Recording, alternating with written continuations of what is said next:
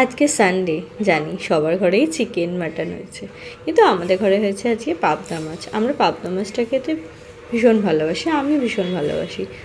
তো আমি রান্না করছি আজকে। আমি কিন্তু রান্না করতে কিন্তু খুব ভালোবাসি, কিন্তু সময় হয়ে ওঠে না, তাই আর কি সেরকমভাবে আমি রান্নায় মন দিতে পারি না। তো চেষ্টা করি যখন ছুটি ছাটা থাকে তখন রান্নাটা করার। তো এখানে দেখছো আমি বক বক করছি, আমি প্রথমে ভেবেছিলাম এই ভয়েসটাই দিয়ে দেবো, কিন্তু তারপর ভাবলাম না, একটু ভয়েস ওভার দেওয়া যাক, অনেক দিন দিইনি। তো তোমরা কেমন আছো, আমার ভিডিও কেমন লাগছে সেটাও অবশ্যই জানিও কিন্তু।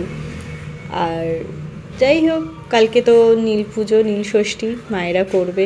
নীল ষষ্ঠী তো সেই জন্য আমাদের মায়েরাও আজকে নিরামিষ খেয়েছে, মানে আমার মা আর আমার শাশুড়ি মা দুজনেই নিরামিষ খেয়েছে।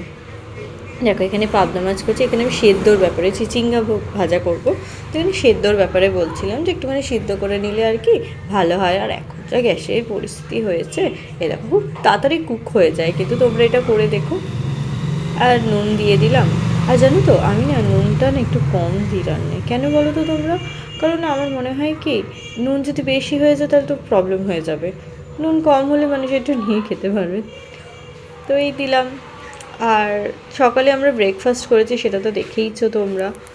আর মানে আমি ব্রেকফাস্টে কিন্তু আমি বাড়িতেই বানানোর চেষ্টা করি, কিন্তু আজকে একটু কাজ ছিল, তো সেই জন্য আর বাড়িতে ব্রেকফাস্টও বানানো হয়নি। এই যে পেস্ট করেছিলাম, পেস্টের মধ্যে কী কী দিয়েছিলাম বলো তো? টমেটো, লঙ্কা আর কাশ্মীরি লঙ্কার গুঁড়ো, আর কিচ্ছু দিইনি। মানে এটাতে আমি কোনো রকম এক্সট্রা মশলাপাতি কিছু দিই না। এই রান্নাগুলো কিন্তু অতি অবশ্যই আমার শাশুড়ি মায়ের থেকে শেখা। কেমন হয়েছে জানিও।